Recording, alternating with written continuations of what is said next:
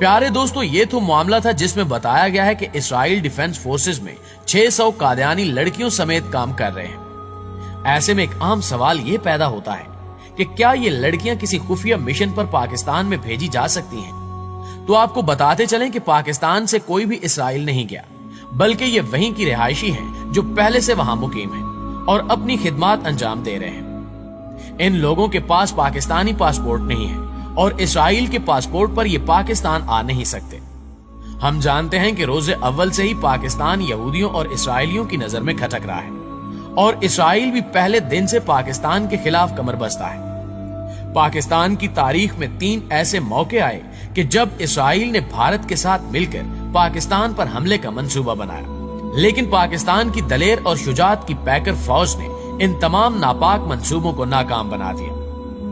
1980 में भारत और इसराइल ने मिलकर पाकिस्तान के एटमी प्रोग्राम को अचानक हमला करके तबाह करने की 2 बार मंसूबाबंदी की थी, लेकिन इसके ये नापाक अजाइम खाक में मिला दिए गए। अमेरिकी CIA की रिपोर्ट्स और पाक भारत एटमी प्रोग्रामों की तारीख से वाकिफ जराये की रिपोर्ट्स में बताया गया है कि भारत और इसराइल ने पहली मरतबा 1981 में पाकिस्तान के कहूटा प्लांट, जो खान रिसर्च लेबोरेटरीज के नाम से जाना जाता था, को एक फिजाई हमले के जरिए तबाह करने की मंसूबाबंदी की थी। लेकिन पाकिस्तान को ISI के जराये से इस मंसूबे की इतला मिल गई थी, जिस पर पाकिस्तान ने भारत को खबरदार किया था कि अगर इसने ऐसी हरकत की तो इसका ट्रांबे का एटमी प्लांट तबाह कर दिया जाएगा। नाज़रीन ग्रामी, उस वक्त अमेरिकी टेलीविजन नेटवर्क ABC ने अपनी एक रिपोर्ट में इंकिशाफ किया था कि भारत पाकिस्तान की एटमी तंसीबात पर हमला करने की मंसूबाबंदी कर रहा है। ABC ने CIA के जराये से यह दावा किया था। पाकिस्तान में 1981 की दहाई में CIA के डायरेक्टर ने पाकिस्तानी हुकाम को आगाह किया था कि भारत और इसराइल इसकी एटमी तंसीब को हमला करके तबाह करने का मंसूबा बना रहे हैं। जब भारत को मालूम हुआ कि पाकिस्तान ने अपनी एटमी तंसीबात के दिफा के लिए सख्त इकदामात कर लिए हैं, तो उसने अपना इरादा तर्क कर लिया। पाकिस्तान से कई सीनियर अस्करी हुकाम भी इस बात का इंकिशाफ कर चुके हैं कि 1984 में जब इंदिरा गांधी भारत की वज़ीर आज़म थी, तो भारत ने इसराइल की मदद से कहूटा की रिसर्च लेबोरेटरी पर अचानक हमले का प्रोग्राम बनाया था। इससे कबल इसराइल 1981 में इराक के एटमी रिएक्टर को अचानक हमला करके तबाह कर चुका था। भारत इसराइल के इस तजर्बे से फायदा उठाकर पाकिस्तान को भी नुकसान पहुंचाना चाहता था, लेकिन पाकिस्तान को इस मंसूबे का भी कबल अज़ वक्त इल्म हो गया और पाकिस्तान ने हिफाजती इकदामात कर लिए।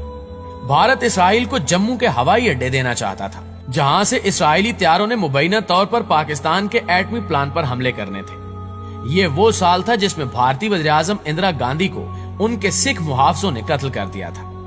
प्यारे दोस्तों, इसके अलावा इसराइल और भारत ने पहला मंसूबा 1981, दूसरा 1982, तीसरा 1983 और चौथा मंसूबा 1984 में बनाया। इन मंसूबों में इसराइल भी मुलव्विस था।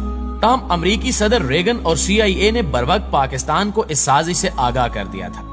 भारतीय अखबार इंडियन एक्सप्रेस ने हंगरी और अमेरिकी महकमे खारजा की खुफिया दस्तावेजात और एक किताब के हवाले से इंकिशाफ किया कि भारत ने पाकिस्तानी एटमी रिएक्टर पर खुफिया फौजी हमले की मंसूबाबंदी की थी। उस हमले की साजिश से सिर्फ अमेरिकी ही वाकिफ नहीं थे, बल्कि हंगरी की खुफिया दस्तावेजात से पता चलता है कि सोवियत यूनियन ने कहूटा हमले के भारतीय मंसूबे का तबादला हंगरी हुक्काम से भी किया था।